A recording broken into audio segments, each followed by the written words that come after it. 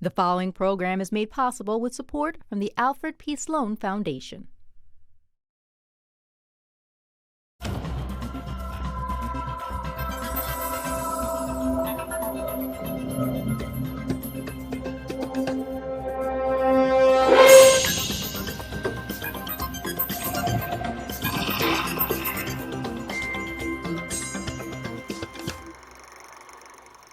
Welcome to Science Goes to the Movies, a look at the stories of science and how they change our culture. I'm Heather Berlin. And I'm Faith Saley. Science Goes to the Movies is all about movies, TV shows, pop culture, and science. Today we're going to talk Ron Howard's film, In the Heart of the Sea. In the Heart of the Sea is a prequel of sorts. It's the real-life story of the 1820 whaling ship, the Essex, that became Herman Melville's fictional story, Moby Dick. In 1820, the Essex of Nantucket came upon a mammoth herd of whales in their Pacific Ocean breeding grounds. When the whalers began their hunt, their ship was attacked and destroyed by a giant white whale.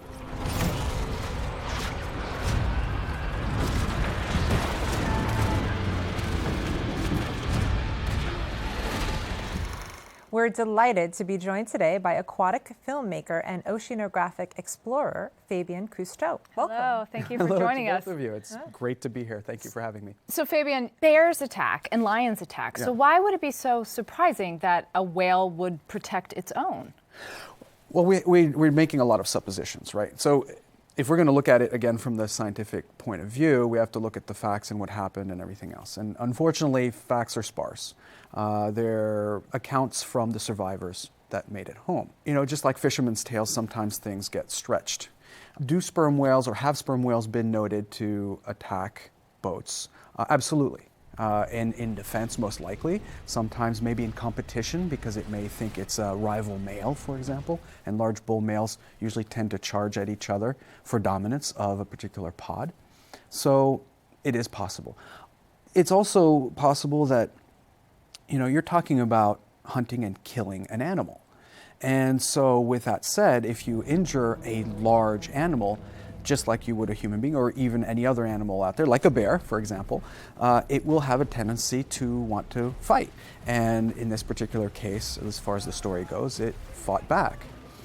Now, apparently with the Essex, in the more factual realm, it had not been hit, but it was protecting a pod, or it was attacking the boat out of dominance. In terms of the movie, what was really kind of interesting for me is they were bringing back the whale to at certain points while the survivors were on their journey home. And that the whale was like stalking them. Was stalking them, exactly. It's like a horror movie. It really was. It was kind of thrilling, and at the same time, I'm always wondering, would that be possible? Would a whale carry vindication? And I'm not sure that's in the DNA of such an animal, but I'm not sure. Was whale oil in the 19th century kind of the equivalent of gasoline today? Starting in the 1700s through the 1800s and even into the early 1900s. The oil that they would extract from stripping the blubber off the whales would be boiled down, if you will, and that was a horrible process, boiled down into basically a fuel that you could use for lighting. It could be used for, in the latter part of those years, for automatic transmissions. It was used for pharmaceuticals. It was used for making margarine. It was used for perfumes, you know, ambergris, for example, which actually comes from a sperm whale, and so on and so forth. So there were a lot of uses for it. In the early 1900s, that started getting replaced by kerosene and other oils, vegetable oils and such. I'm sorry, I have to interrupt. Why are they called sperm whales? Sorry. I will be the person to ask. You know, is it because inevitably we always go there. The big sperm elephant in the room. Well, very simply because the oil that is a very, very, very high quality, very sought after oil in that particular species of whale that is located in its head is called spermaceti. And spermaceti is the liquid, which is an oil, which is a nice refined triglyceride, if you will, oil at the top of its head that presumably it uses for echolocation and all that. Then there's a second bit of oil. It's more of a waxy oil and all that. That's, I believe, considered trash oil. I'm not a whale hunter myself, so I can't tell you for sure. But they tend to not use that, but they use the spermaceti. So wait, spermaceti has nothing to do with with the reproduction guy system. Stuff? No. Okay, so you've answered one of my pressing questions, which is in the film they send this little boy into the head of the whale. Right. And the reason why, and you saw. So that's why it's so valuable. So it's extraordinarily valuable. It's much more, or it was back in those days, much higher price per gallon, per liter, whatever, than the regular oil that they would get from stripping the blubber and melting it down. And the problem is that all of this smells extraordinarily rancid and fishy, and have you smelled it? I've smelled rotting whale carcass, and it is not something that you want to have on you, because once you've touched it, once you have it on your clothes or on your body, it stays on you for weeks. Really? It is that, it is that rancid. So that's why they sent the boy in, to get the most pressure, and they wanted to get the last little bits, and it is. I couldn't even imagine being that little boy going in there. It must have been a horrible, horrible experience. That must have been so exciting, exploring the brain. And you can draw the short straw and do that next time, Heather. But I mean, speaking of the whale sort of anatomy and what it can do, there was this one scene where like the whale kept diving deeper and deeper and deeper, and they had harpooned it. They had a rope, attached to it, and it went down so far they had to tie another rope. And are whales able really to dive that deep? I mean, how? Yes, especially sperm whales. They're one of the deeper diving whales. Actually, I think they're the deepest diving whale. And that's what they'll do. They'll dive down as deep as they can. Now, the reason why they wanted to keep adding rope is that presumably if that whale is big enough mass and enough force, it can take the boat down with it. But in that same scene, then they managed to kill him with just like one harpoon. I mean, is it really possible to kill such a large creature with just one? Well, those harpoons are really long, and they will get into some vital organs. A lot of times, and it's a horrible way to die, but a lot of times they'll spear them to where it goes into their lungs. And so eventually they drown. In many other cases, or in some other cases, they may hit another vital organ, or they may just exhaust the whale. And one of those runs down to the bottom and back up will definitely exhaust it. And then the whale will just sit there and let itself get harpooned over and over again until it's dead. So in the heart of the sea, these men are going to find this one specific whale. And I get it that it's white, but the ocean and the sea is so big. Right. So without GPS or sonar or tagging, is it really possible to find this creature, even though it's large and white, in the vastness of the sea? You mean without a cell phone? What did we do before cell phones? Exactly. It is possible. It's very difficult because you're talking about 3.4 billion cubic kilometers of volume. So 99% of our world's living space, essentially, or 72% of the planet's surface, blah, blah, blah. But whales, just like humans, just like anything else, have habits. And when they're in pods, they're usually easier to find. Of course, a white whale, as opposed to something that looks more like the sea, is easier to find as well. And if you're in the general area and you're an expert at whale hunting, depending on your perseverance and your vengefulness in this case, it possibly, sure. But you're also talking about old technologies. You're talking about, sailing ships with sextants and such, and eyesights, and it's really hard. It's really hard. Would it be possible? Yes. Is it likely? I wouldn't bank on it.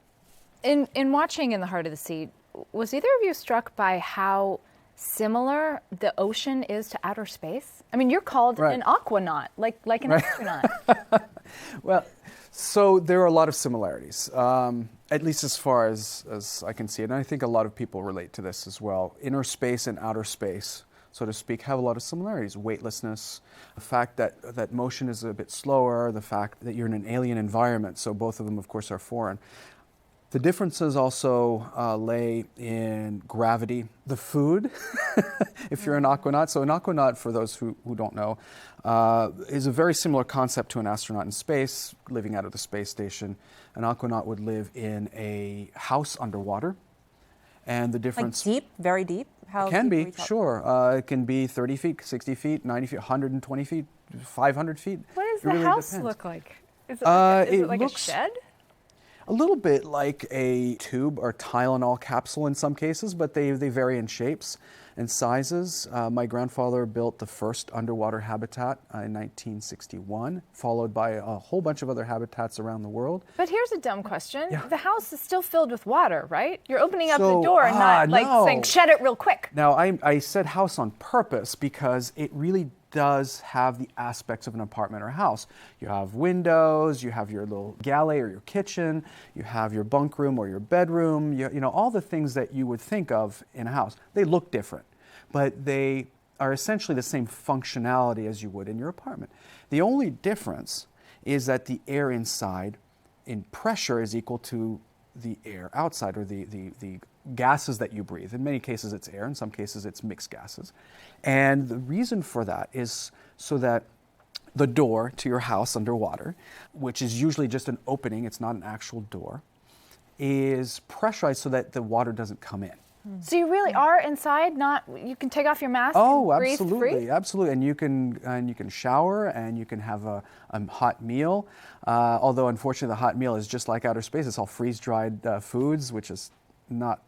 But are you that you're was stuck terrible. down there? I mean, you can't leave, or you would have to. No, the idea actually is very different. The reason why you'd want to be in a house underwater as opposed to a submarine is a submarine segregates you from the environment.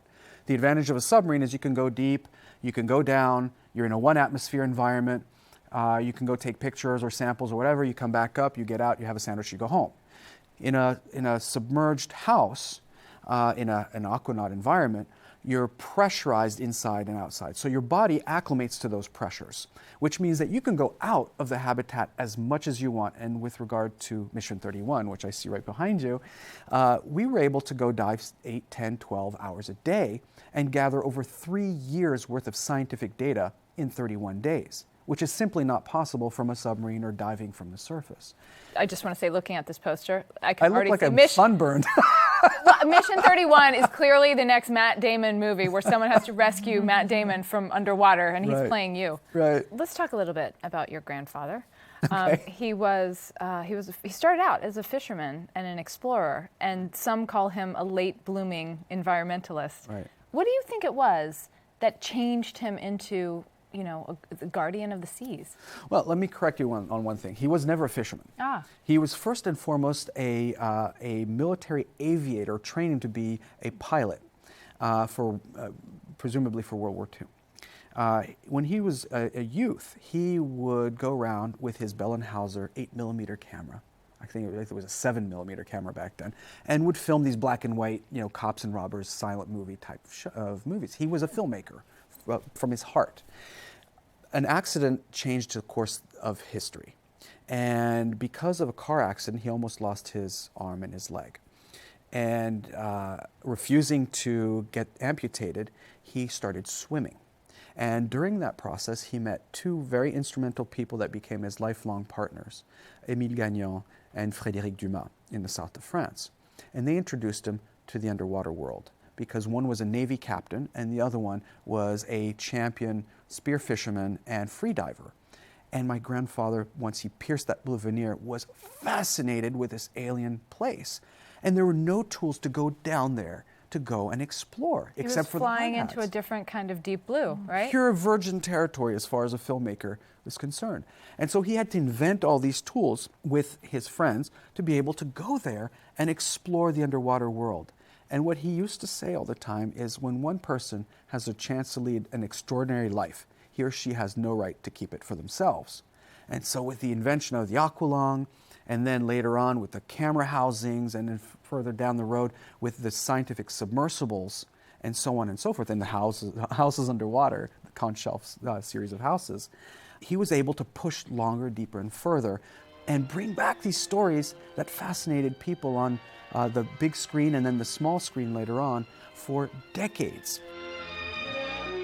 So in a sense, I mean, your grandfather Jacques and his co-creators like Emile, they were really pioneers in inventing things like scuba gear, and they were really inventors. Right? The things that we take for granted today when we go scuba diving were things that were perfected. Let's not sell him short. He also basically invented the stylish little red beanie cap, right? Yes. Did he invent that? No, he didn't invent that. So the red basically cap, did. I'll tell you exactly where that came from. There were Navy divers would have hard hats, right? Before scuba, there were hard hat divers with the lead boots and everything else and the big, bronze helmets.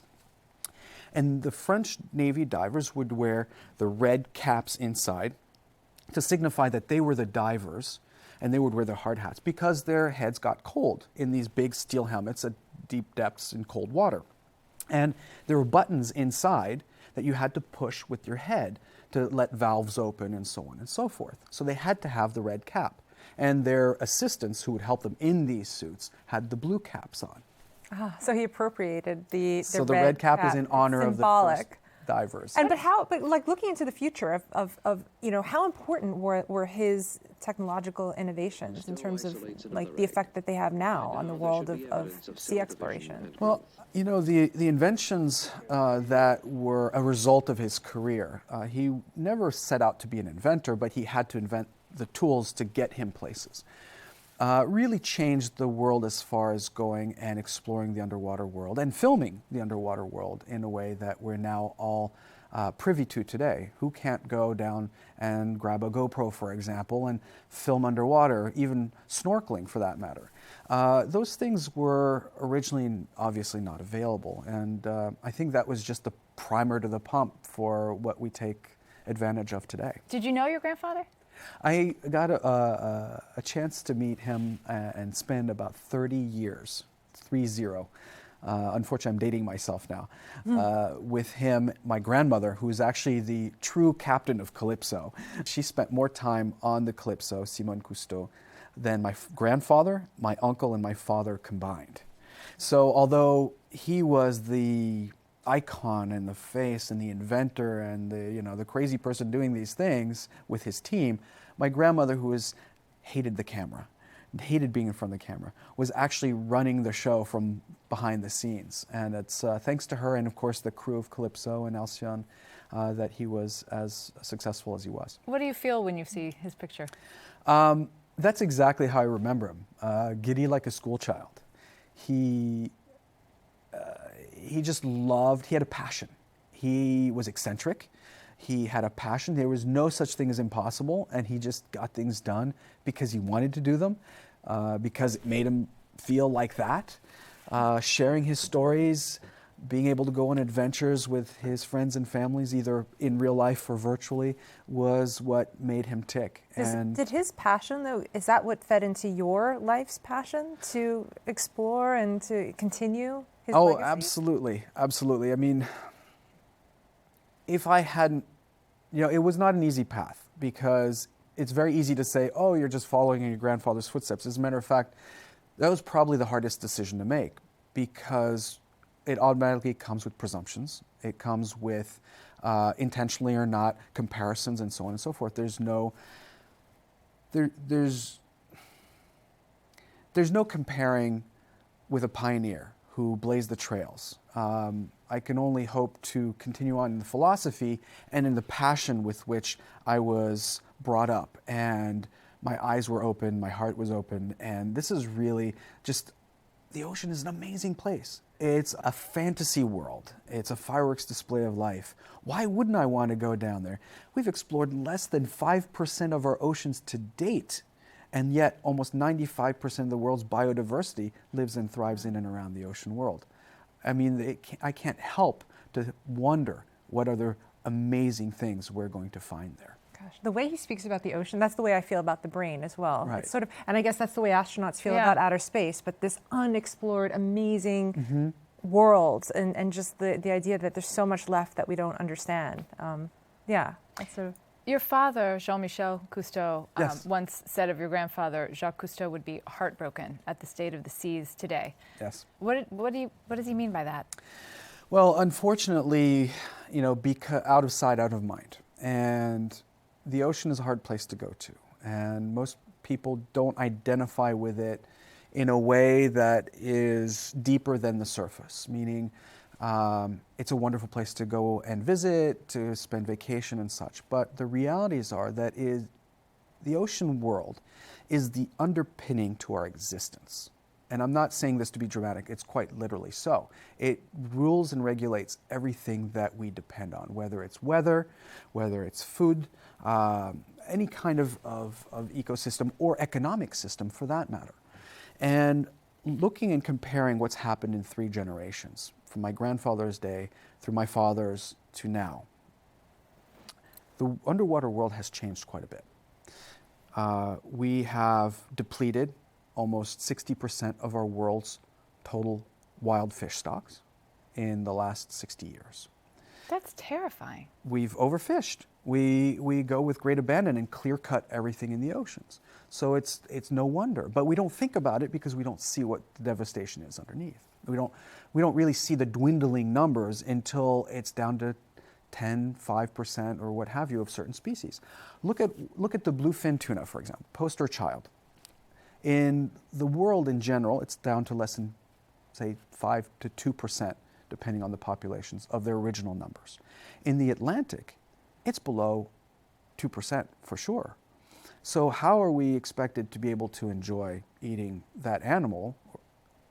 Some vegetarians would say, we don't, which I certainly agree with vegetarians, but how can it come back? How can it resurrect itself from this fate unless we completely leave them alone? And then you add to this the other problems, the pollution problems. We're treating the ocean as an endless resource and a garbage can. Right. We're dumping over 1 million pounds of plastic in our ocean every hour.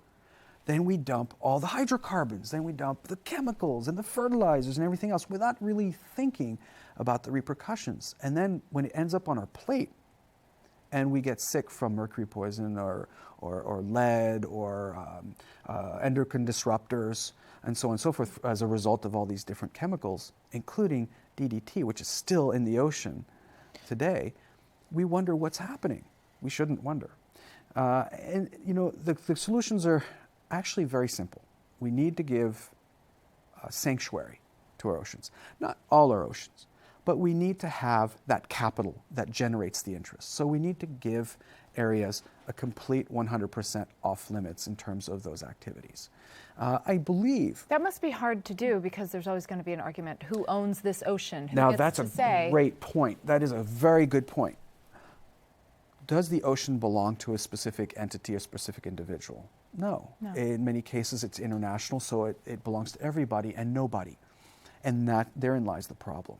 It's all of our responsibility to make those decisions. And it's very hard. If you look at the UN treaties, if you look at what's happening with all these things, it's a very difficult process to try and get the majority of the nations on board to sign, and not only to sign a piece of paper, but to actually abide by the laws and truly give a break to nature where it belongs. To your point, Fabien, people are at least being attuned to climate change because they feel the world getting hotter, but the ocean is, ironically, right, because it's so ubiquitous, it's so hidden to us. It's either a cruise or our beach vacation. And then we don't think about it beyond that. Yeah. Well, and that's the thing is, if we start looking around and we start poking around a little bit more as individuals, we'll start seeing the repercussions. Look at the last 10, 20, 30 years, the prices of fish. Look at for example, the Seafood Watch Guide, which is a great app that everyone should carry around if you're at the supermarket or in the restaurant to make better choices for ourselves. Especially and if you're for the pregnant, environment. right? I mean, I always checked when I was pregnant. It's like, can I eat this fish? Can I eat this fish? Well, and that's a great point. I mean, even if it's just for ourselves, by default, you're probably doing a good thing for conservation as well. But even if it's just for ourselves, we have to be careful because of the way we've been treating our oceans. If you're pregnant or if you're a young child, you're extremely vulnerable to a lot of these things that we're ingesting. And you've got a new nonprofit too. What's happening with that? Yes. Right. So, you know, as life goes on and I go off on these great adventures, and having learned from past generations, a lot of knowledge is being accumulated. A lot of stories are being accumulated, and hopefully maybe even some positive impact so that the future generations can make better decisions than we have right from a young age. And we're seeing that happen. And I wanted to encourage that by creating a platform called the Fabien Cousteau Ocean Learning Center, whereby we can use all of this that we have, all this knowledge that we have, and disseminate it, share it with the world, share it with education institutions, share it with people who want to learn more, be able to instigate and create programs, activities that are a lot of fun, that you go get wet, you go get dirty, you go plant a mangrove, or you go release a fish, or what have you. You have a plant a fish endeavor, That's right? That's right. And those initiatives fall under the Ocean Learning Center so that we can get people, communities in different parts of the world to really go out there and have a good time as a family, as kids, as students, and at the same time, you're sneaking science in through the back door, and they realize the human-ocean connection is one that we just can't break. We're not allowed to break that bond.